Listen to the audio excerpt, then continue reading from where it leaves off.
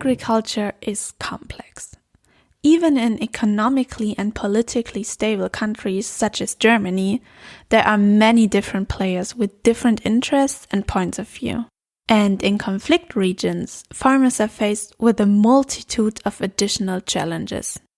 Let's take Colombia, for example. The country was the scene of a bloody military conflict for many years. And in this episode, you will learn under which conditions agriculture can work there at all, when the main crop of so many farmers is coca plants, the plants from which cocaine is later produced. querFELDein-Podcast. Wir reden über die Landwirtschaft der Zukunft.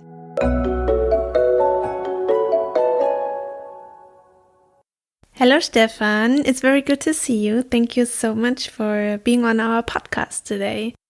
What would you say are the biggest problems of agricultural systems in conflict regions? Yes, it's a good question, Julia. It's really a good question because if you ask this, then I would give you a typical scientific answer. It depends. What is mainly for developing countries in a nutshell lacking is proper inputs. That is also microcredits. It's money to invest. It is also inputs then in terms of a proper production. It is knowledge, what is really lacking. With capacity building, you have also a development you see. And then you have, then you can say technology transfer is really important, that one can really also transfer new technology towards these regions, but they have to be adapted, site-specific, we call it. How many people actually make a living from agriculture in Colombia? It's like 45% of the total surface is agricultural land, according to the World Bank. And in Germany, it's nearly 50. Just to say, it's more or less, I would say, approximately the same. But Colombia has 38 million hectares. That is really a lot, agricultural land. And compared to Germany, 17 million hectares, there is a big difference. It's more than the double, a lot more than the double that you see. Productivity is lower, but you could increase, and the potential is enormous. It's really enormous. And in Colombia, around 17-18% live from agriculture directly. That is a lot. It's a lot, yes. It's really a lot. If you look in Germany, it's about only, I think it's in directly employed, I think it's 1.4%. And in terms of gross value added, that you look at the monetary importance, GDP, it's below 1% in Germany. It's really little in terms of importance, only at an economic level. At other levels like nature and landscape, it's a lot more important. But in Colombia, it is around between 6-7% of the total GDP. Stems from agriculture. That is really a high share also. They're depending also a lot on agriculture, both in terms of employment, but also in terms of the total GDP. And it's quite interesting to see that the potential is really high. Let's dive into this topic of peacekeeping a bit. What role does agriculture play in securing the peace in the country?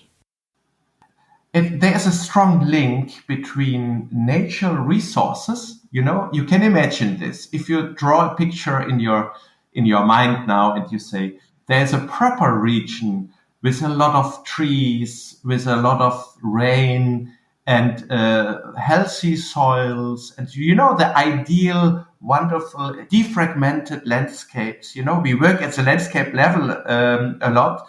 In this, and we want to have the sustainability in the land use systems. And if you draw this picture and you say everything is perfect, then you see, like in a fairy tale, you see a wonderful landscape. No, that's really beautiful, and the people are happy. They have enough food, and then I say one step further, then it is a social, peaceful region. And And this is exactly also a theory in science. And you will wonder now, there's a strong link between natural resources and social peace. If you draw now the other extreme and you say, and now I close my eyes and I would say, yes, it's a very arid region.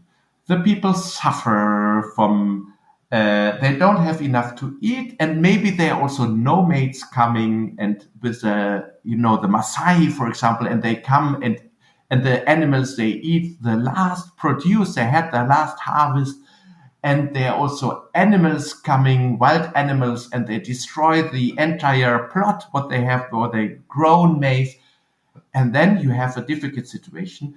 And then with overlapping land use rights, you have also conflicts. And then you have an unstable situation. And then you have, of course, a non-social peace. I would say this is a conflict. Exactly. And this theory in research, in science, says, yes, there is a close link between the abundancy, the richness of natural resources and social peace. And this is what we are exactly doing. And this is why we are also in Colombia, that we say we have to stop the deforestation. We have to enrich and to stabilize the availability of natural resources. We have to stabilize also the microclimate at least. And we have that the people can live from their own land. And we have also to give the farmers, because they are holding the land and they are the carrier of peace then also. If they feel well, they can also control regions. They can also maybe have a function in the governance system, really to say, yes, here is deforestation, we have to control it. And they have a ownership to preserve their land in a right way, and that they really also they see this is my task to control and to manage this land in the best way, that it is also for the next generation available and for their kids. And this is why it is so important to have this link between natural resources and people, and then also to say, yes, this environmental peace building we prove. And this is what we prove. And of course we can say, yes, there is a link, vice versa as well. Social peace is a precondition for a good management of the regions, but vice versa as well, that environmental protection and natural resources is also a precondition for social peace. It would be a vicious cycle if we interrupt this and one or the other is threatened. No? And this is exactly what we do, and this is exactly how we operate. What would you say are some opportunities that the current situation offers to farmers? Is there something positive that can come out of all of this? Yes, in terms of opportunities, I think what is really good, there are a lot of bad things from globalization, but also some good are that we are more and more connected. And one thing is, you have heard maybe about this bioeconomy strategy. Yes. Yes, the bioeconomy is something as opportunity, I would say now, as one example only, is that also in Germany, but also there's a European strategy, a worldwide strategy. There are number of countries, of industrialized and also developing countries, this bioeconomy strategy. And in a nutshell, it is that how can we find nature-based solutions? How we can really live from nature and generate income from this. And the thinking behind is that we want to get rid of the fossil carbon. That means oil, crude oil, and all the related industry. And we want to substitute it from the bio-based carbon footprint. That means that we say, if we generate from nature material, then we have a better CO2 balance. No? That we say, then we do not emit anymore that much CO2 compared to the plastic. industry, for example. The example could be the inner piece from the car doors in the car industry. They are normally plastic. And it could be also maybe a material made out of plants, And this is, for example, a testing to find solutions, nature-based solutions that help also to substitute plastic by or replace them by plant materials. That would be something what would be really ideal. And then also the people on the ground who sell this plant material could benefit from this value chain and they could generate income. That's a bit the idea. And this is fostered very much now at a policy level from Germany, from the European countries all over to find these solutions. And there are many solutions. I can give you some more examples. For example, the textile industry, that they do not use anymore like a synthetic material. They use it a lot more from plant materials.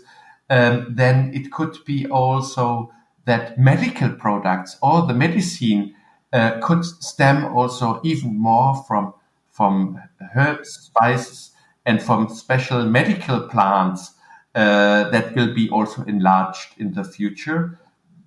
And it could be also very different thinking in aquaponic systems and also systems with a marine bio-based industry. And all these solutions are then based out of grown plants or extracted chemicals, but from trees, from plants, and further processed chemical liquids that are needed in industry, whatever it is. But they stem from nature. And this is where one sees, yes, there might be also an added value then, an added value for the people on the ground who hold this capacity of the nature resources. Now, that's a bit the idea, I would say, as a solution. And other solutions are, of course, because you can also imagine as one farmer, if you hear these kind of strategies, they're not easily connected now to these kind of strategies. No, but also what I mentioned is to look at the farming systems and to improve what they have, and also the produce what they have, the harvest what the farmers have, maybe to even get higher prices from these products than in local markets. That one say, oh, it is like cocoa production, or it's coffee production. That one say, how can we connect to maybe the European market to have fair trade options and to have a certified solution? That means certified is, these kind of traceability, that we have fair products and the farmers can get a higher price. And that's the idea of generating additional income and closing the living income gap. We call it this way. There's a living income gap, that you have enough to live, and to close this gap and to find solutions for this.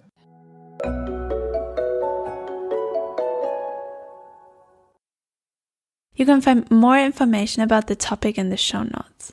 All podcast episodes can always be found on our blog www.quer-feld-ein.blog, on Spotify, Apple Podcasts, Google Podcasts, YouTube and wissenschaftspodcasts.de.